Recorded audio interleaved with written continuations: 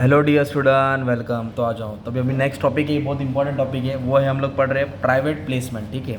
तो private placement का मतलब क्या होता है सेक्शन 42 के हिसाब से, मतलब जो कंपनी होती है ना, वो अपना शेयर बेच के पैसा लेके आती है। मैं सिंपल एग्जांपल देता हूँ। मान लो एक वड़ा पाव की दुकान है, राइट। वो वड़ा पाव बेचता है, राइट। वड़ा पाव वाली दिल्ली वाली पकड़ लो। अगर वो एक एक कस्टमर को वड़ा पाव बेचेगी तो ऐसे 100 वड़ा पाव रखा है, तो उसके पास 100 कस्टमर आएंगे, तब उसका जाके वड़ा पाव खत्म होएगा। तो मान लो एक थिएटर वाला आया, थिएटर वाला बोला भाई मुझे 100 वड़ा पाव चाहिए, भाई नहीं बहन मुझे 100 वड़ा पाव चाहिए। तो थिएटर वाला आएगा, फटाक से चला जाएगा ना। मतलब इतने लोग से बेचने से अच्छा किसी एक ही पार्टी को पूरा माल बेच दे भाई। वैसे ही कंपनी पब्लिक इशू नहीं करती है, डायरेक्ट प्राइवेटली बड़े बड़े इन्वेस्टर, नेटवर्थ, रिलायंस अंबानी, बड़े बड़े जो इन्वेस्टर रहते हैं ना, सेलिब्रिटी, जिसका ज़्यादा पैसा रहता है, कंपनी डायरेक्ट उसको शेयर बेचती है और डायरेक्ट इसको पेमेंट कर देता है। इसको बोलते हैं प्राइवेट प्लेसमेंट। मतलब पब्लिक इशू ना करके कंपनी प्राइवेटली क्या करते हैं, अपना शेयर बेचती है। तो उसके लिए क्या रूल्स एंड रेगुलेशन है, देखो मीनिंग क्या दिया है। Private placement refers to any offer of securities. Securities मतलब share, debenture, bond. Invitation to subscribe मतलब खरीदो फॉर सिक्योरिटीज, और invitation to subscribe for securities made to selected group of individual. ये वर्ड इंपॉर्टेंट था, selected group of individual by company. Company इतने लोग को छोड़ के किसी एक को सिलेक्ट करेगी, उसको अपना माल बेचेगी, मतलब शेयर बेच के पैसा लेगी, राइट। तो कौन सा है, इंडियन कंपनीज एक्ट 2013 सेक्शन 42 याद करना है, सेक्शन 42, सिंपल एकदम। अब इसकी कंडीशन क्या है, सबसे पहला कंडीशन क्या है, a private placement offer may not be more than 200 individuals in a single financial year. मतलब फाइनेंशियल ईयर में 200 लोग से ज़्यादा नहीं होना चाहिए, ये याद कर लो। 200 से ज़्यादा लोग से नहीं होना चाहिए, 200 इंडिविजुअल से ज़्यादा नहीं होना चाहिए।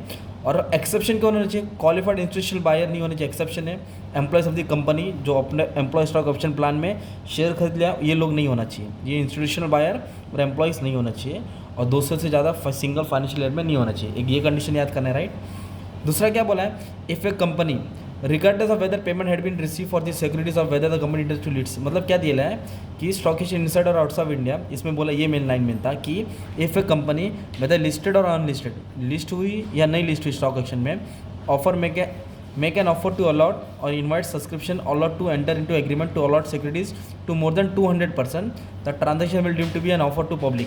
अगर 200 से ज़्यादा लोग को कंपनी ने अलॉट कर दी, मतलब 200 ही लिमिट कितना है, 200, और 200 से ज़्यादा को अलॉट कर दी, तो उसको प्राइवेट प्लेसमेंट नहीं बोलेंगे, उसको पब्लिक प्लेसमेंट बोल देंगे। रूल 1 के हिसाब से क्या बोल देंगे, पब्लिक प्लेसमेंट। 200 से कम होना चाहिए। There must be a minimum 60 days, कितना दिन होना चाहिए, 60 days between any two such offer.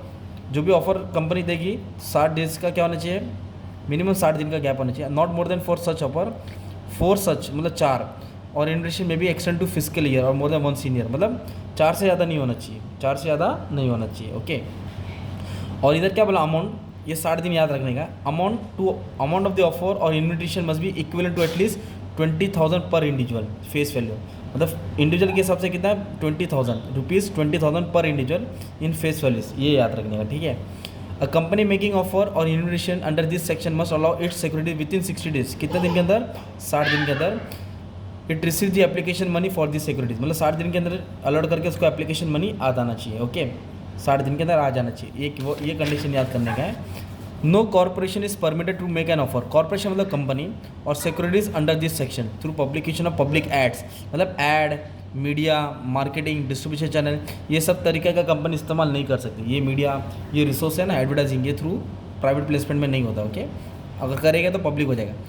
Any invitation और offer that does not adhere to the rules of this section, जो भी रूल्स है, मतलब जो भी कंपनी प्राइवेटली इन्वेस्टमेंट कर रहा है, अगर वो रूल्स नहीं फॉलो कर रहा है, जो भी कंडीशन है उसको फॉलो नहीं कर रहा है, तो उसको प्राइवेट नहीं बोले जाएंगे, उसको पब्लिक ऑफरिंग बोला जाएगा, राइट। क्या बोला जाएगा, पब्लिक। तो प्राइवेट प्लेसमेंट का मतलब होता है कि कंपनी इतने ग्रुप को छोड़ के किसी सिलेक्टेड ग्रुप को पकड़ेगी और उसको अपना शेयर्स बेचेगी, और डायरेक्ट कंपनी का क्या आएगा, पैसा आएगा। मतलब कंपनी को पैसे से मतलब है, चाहे एक को बेचो या 100 को बेचो, जब एक से पूरा पैसा आ रहा है तो 100 को क्यों बेचने का, दैट्स कॉल्ड प्राइवेट प्लेसमेंट, ठीक है। याद रखना, कंपनीज एक्ट 2013 सेक्शन 42, ठीक है। Thank you.